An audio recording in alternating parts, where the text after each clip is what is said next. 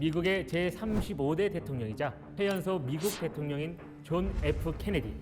3차 대전이 될 수 있었던 쿠바 위기를 해결하고 아폴로 계획을 출범해 우주 경쟁에서 우위를 갖게 한 존경받는 대통령.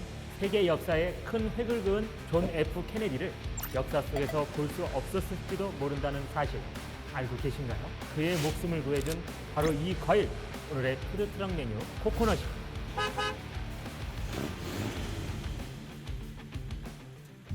안녕하세요.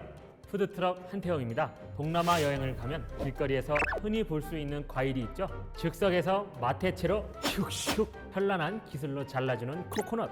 주스뿐만 아니라 과자, 빵 등에 넣어 맛을 낼 수 있고 껍질로는 그릇, 옷까지 만들고 있다는데요. 심지어 전시 상황에서는 자연 상태의 액체 코코넛 워터를 혈장 대신 수혈했다고 합니다. 그렇다면 코코넛이 존 F 케네디를 도대체 어떻게 살렸다는 걸까요?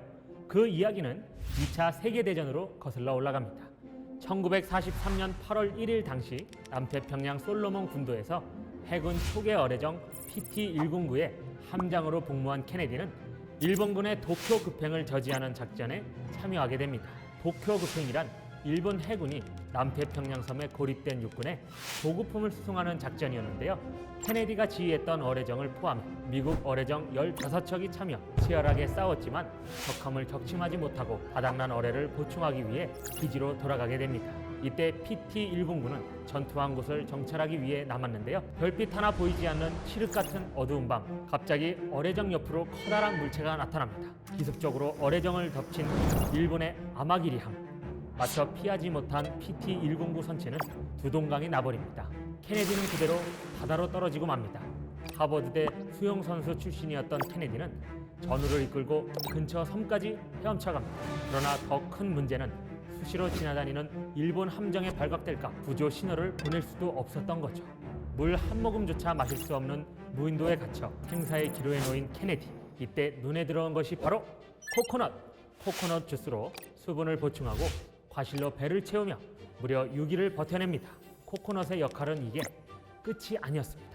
당시 근처 섬 주민들이 케네디 일행이 표류한 섬에 카누를 타고 우연히 방문하게 되는데요. 케네디는 이들에게 코코넛 껍데기에 구조 메시지를 새겨 건네줍니다.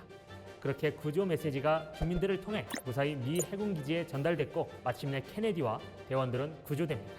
이 사건으로 케네디는 무공 훈장을 받는 등 당시 미국 언론에 대서특필되는데요. 국민 영웅으로 재탄생되며 대통령이 될 수 있던 발판을 마련해 준 것이죠. 그런데 2차 세계대전 당시 사람을 살렸던 코코넛이 사람을 죽게 만들기도 했다는 반전의 이야기도 있습니다. 1943년 1월에 전투에 참전했던 해병대원 한 명이 야자수 밑에서 자고 있다가 떨어진 코코넛의 열매에 맞아 사망한 사례가 있다고 하는데요. 슬프게도 죽은 병사는 바로 다음 날 전쟁 지역을 떠나기로 돼 있었던 상황. 그 위험한 전쟁 속에서 살아남았던 병사가 코코넛의 생을 마감했다니. 하지만 이 일은 우연이 아닙니다.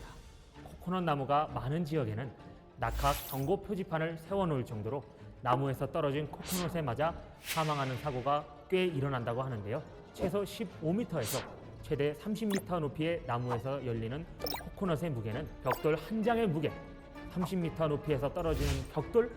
상상만 해도 무섭습니다. 코코넛은 많은 문화에서 신성한 의미로 사용됐다고 하는데요. 인도의 코코넛 음료 퓨자는 신성과 청결을 상징하고 태국의 코코넛 음료 송크라는 축복을 의미하는 등 전통적인 음식 재료로 사용되고 있다고 합니다. 유럽에도 코코넛을 찬양했던 사람이 있었으니 19세기 독일 채식주의자 아우구스트 엥겔하르트입니다. 그는 대학 졸업 후 과일이 인간에게 이상적인 식이요법이라는 논리에 빠지게 됩니다. 특히 그가 빠져버린 건 코코넛. 태양신과 아주 가까운 신성을 가진 식물은 코코넛 야자다. 그것을 많이 섭취해야 한다. 그렇지 않으면 질병과 노화로 수명이 단축된다.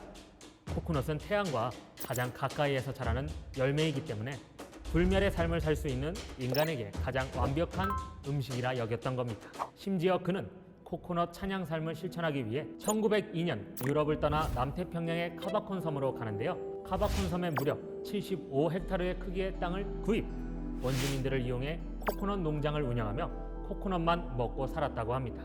그 결과는 어땠을까요? 아우구스트는 1919년 그의 주장과 달리 영양실조로 짧은 생을 마감하게 됩니다. 참 안타까운 일이죠.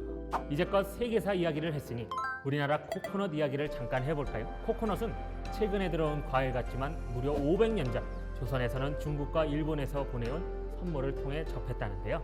조선 왕조실록 세종 17년 1435년 5월 5일 기록에는 중국에서 온 사신이 가져온 여러 선물 중에 야자가 있었고요. 성종 11년 1480년 지금의 오키나와인 유구국 국왕이 야자 10개를 선물로 보냈다고도 합니다.